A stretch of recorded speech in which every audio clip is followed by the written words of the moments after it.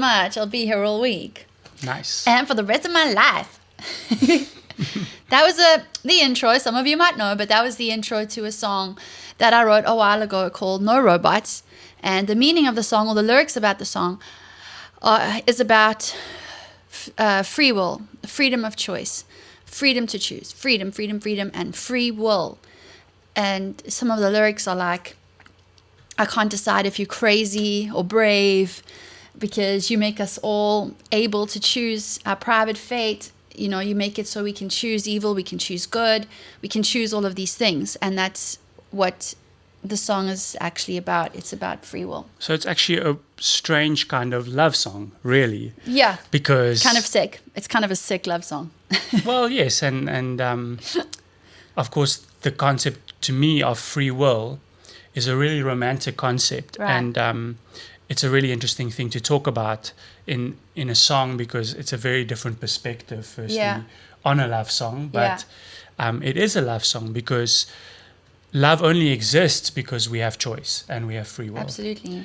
So I really like the song. It's a really nice song. That's a good point, though. Like, I feel like free will and love go hand in hand. You can't have one without the other. You can't show anything or anybody that you love it if you're not actually choosing to love it. Free will really is the essence of love. Yeah.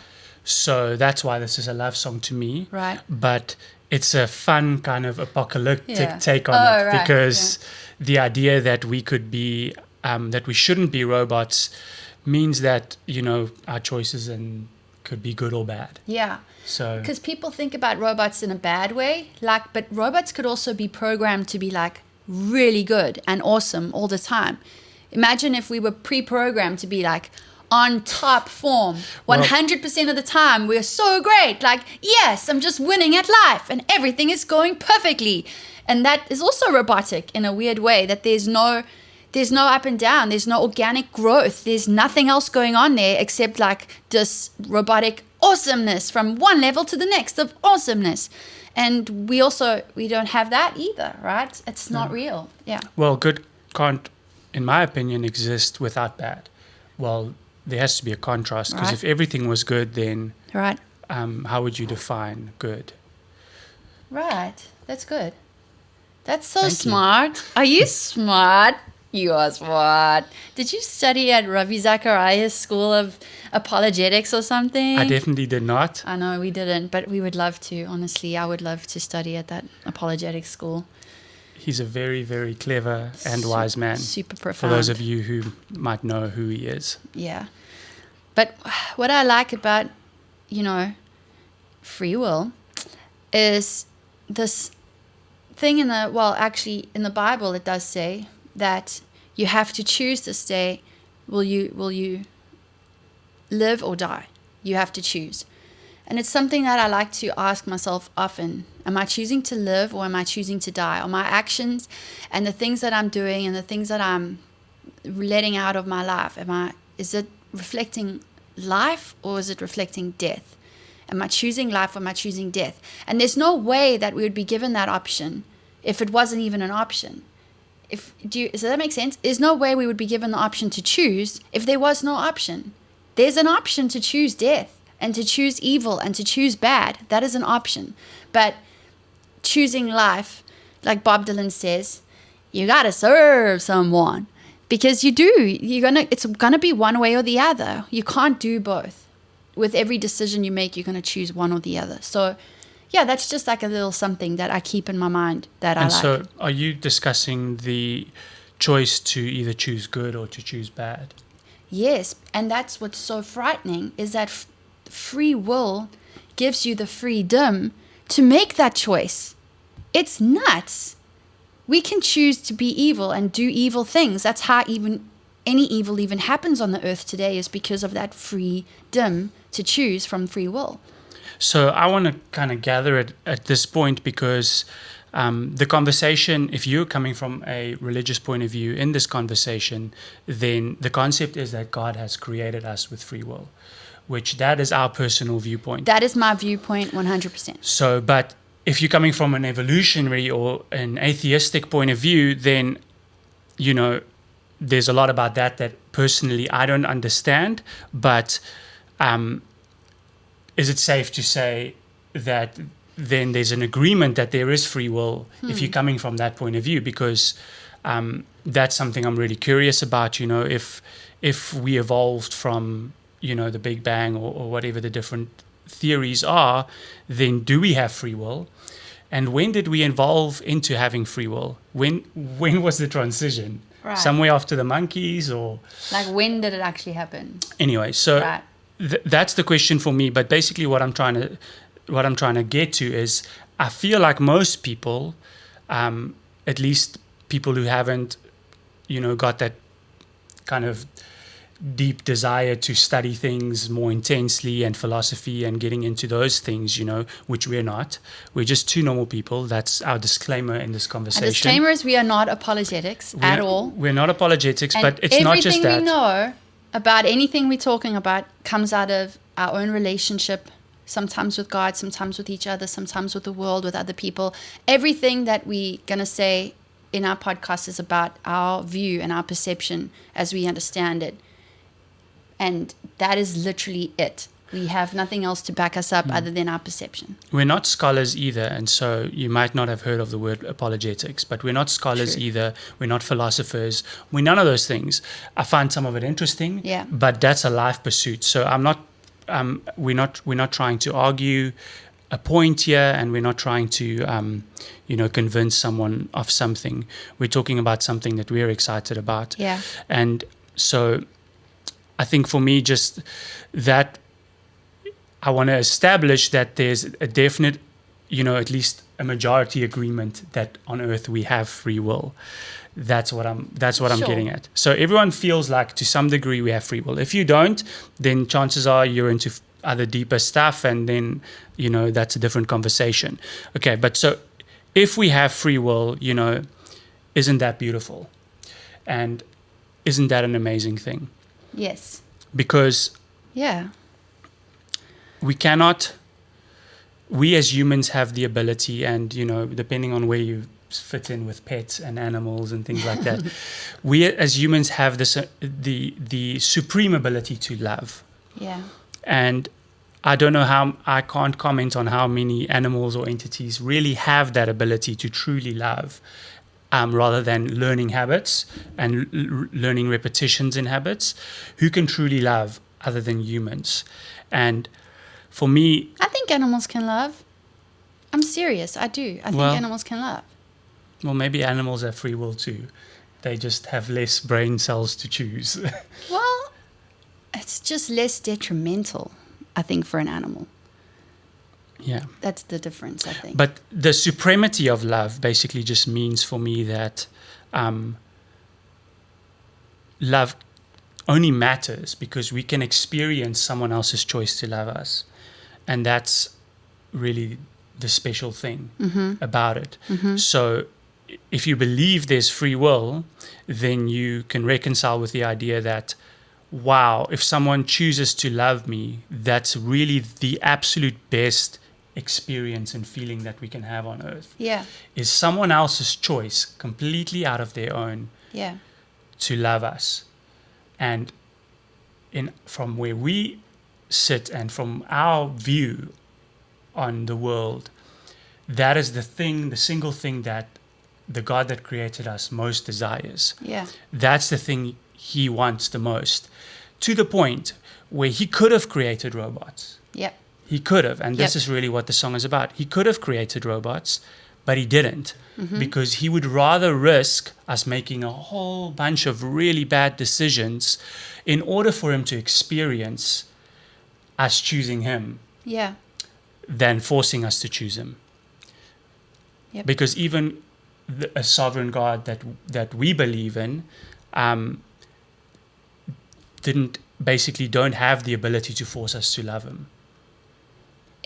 I feel like the highest form of dignity, if you have to call it something, is if you've made something, like we make art all the time, we make music, that you make something and you give it the choice to be able to choose what it's going to do with its life. And it's so dignified that human beings have got this remarkable gift and choice that God will not interfere even to the detriment of like hundreds and hundreds and hundreds and hundreds and hundreds of people, God will not interfere with the freedom of that choice. And it's the dignity of that is like profound to me. And the lack of control, because that shows something about the personality of God, actually. And I think it's an attribute of God, the lack of control, not self-control, controllingness, to control another, which is something that, I know about on earth, and I have experienced it within my own family. I've seen it come out of myself, but this thing that we have as human beings to want to control. We want to control and manipulate a situation to match what we want as the outcome. We want to control it. We want to find a way to manipulate so that somebody thinks X, Y, or Z, and then we can actually benefit from that. And God is obviously not that kind of controlling at all. Or there would be something in all of us that's programmed and pre-programmed to answer something the way that God would want it to be answered, to be able to reciprocate what he wants from the situation. Instead, there is none of that at all. It is only the freedom to choose it or to not choose it. You got to choose this day. You got to choose life or you got to choose death. Either which way, you got to choose something. And I just think there's so much dignity in free will, and there is so much that speaks about the personality and the character of God that says it doesn't matter if there is no control from my side. I'm not going to control this to match what I want. Yeah. That's good. Yeah. So It's true. Should we talk about predetermination, right, versus knowledge or yeah, that's good, because I think there's lots of different theories about this. There's a predetermination or like a preordainedness that happens within the church, and by the church I mean anyone who is believing in the gospel of Jesus. There is a predetermined and a ordained history for different sects and different denominations within Christianity that also believe completely different things about free will. But then there's also outside of the church, I know there's an atheistic view of the free will and that everything is predetermined.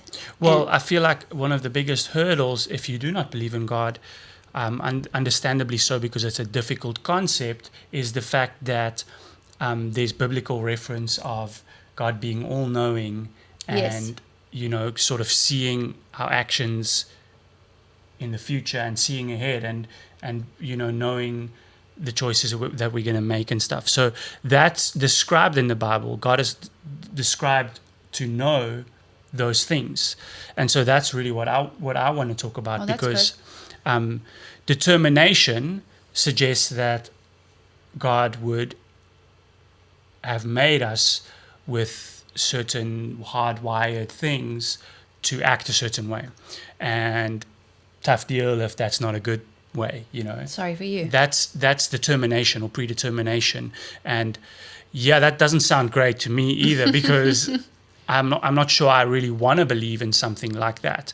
But what really I believe the biblical references are about is that God doesn't determine our actions, he knows them. And there's a difference between determining something and knowing it. Yeah.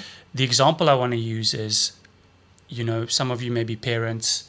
We have a little girl, and she's 15 months now, and she is crazy. She's nuts. But she is so much fun, and her name is Ruby. And now what Ruby does, in her short lifetime of 15 months, we know this little girl pretty well.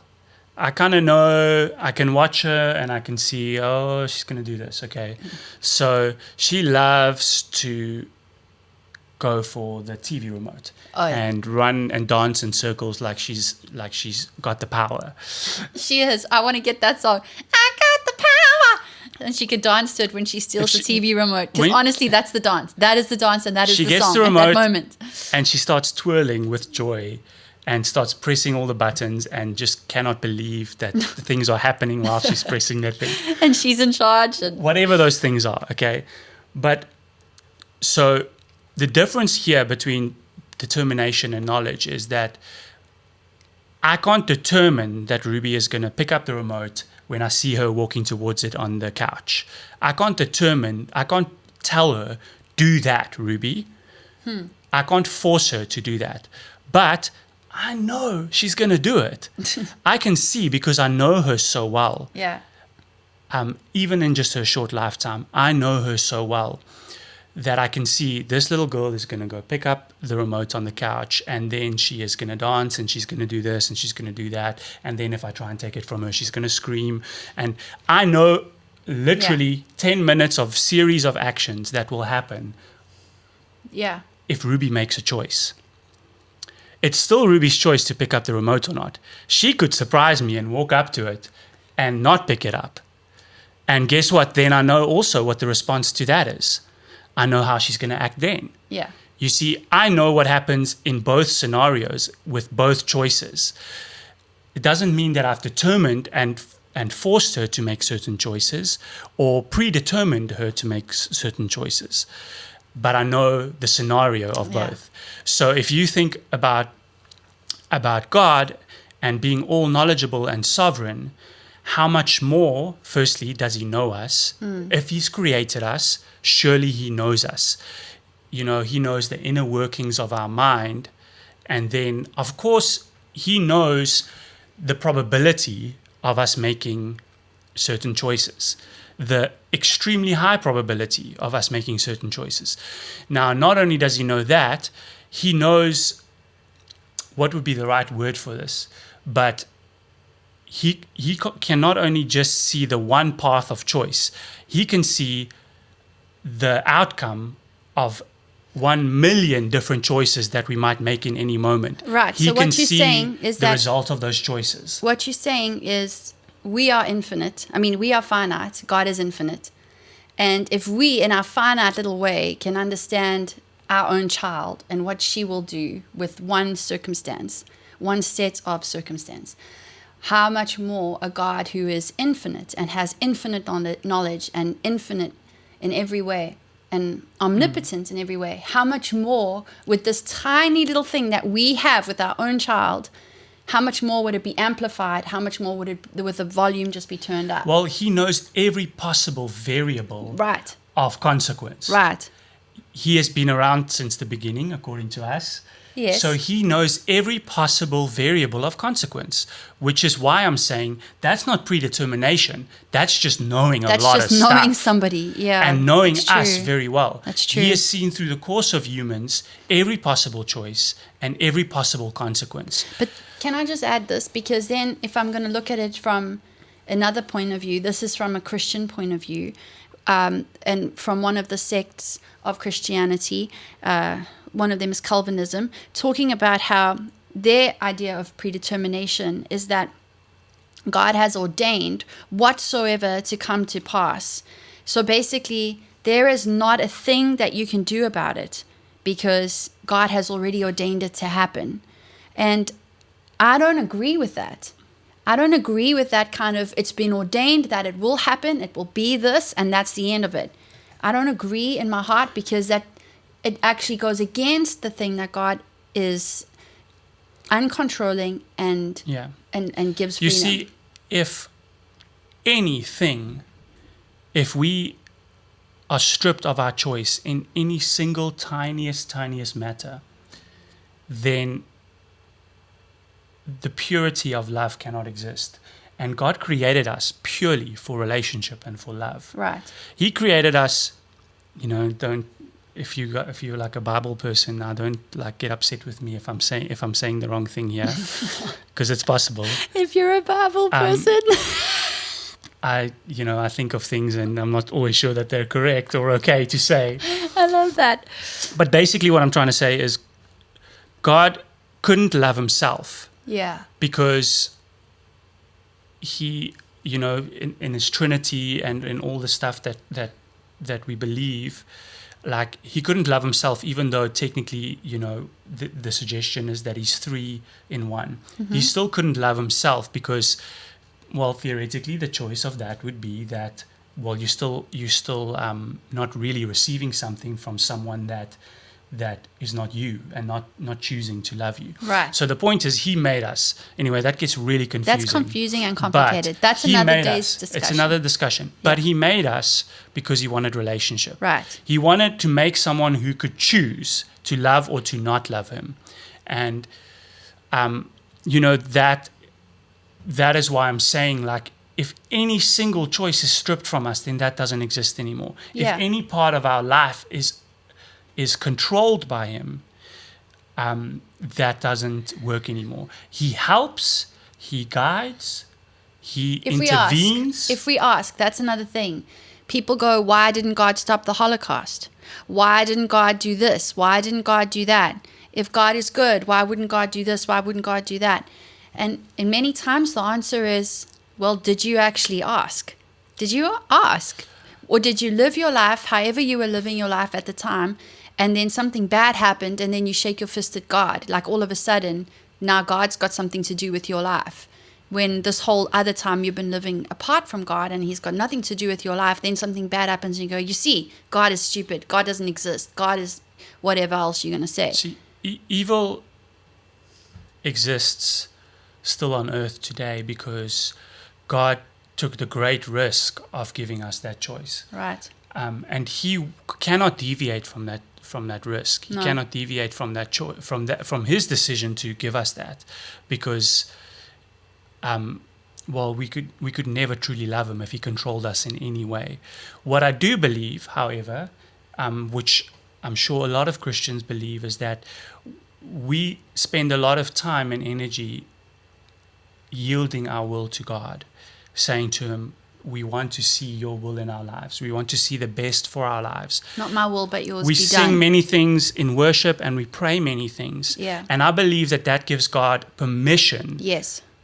to tie us to his will. Right. In a way, like it doesn't mean he's overriding us, but we are actually saying, I give you permission to make decisions for me, to help and guide my decisions.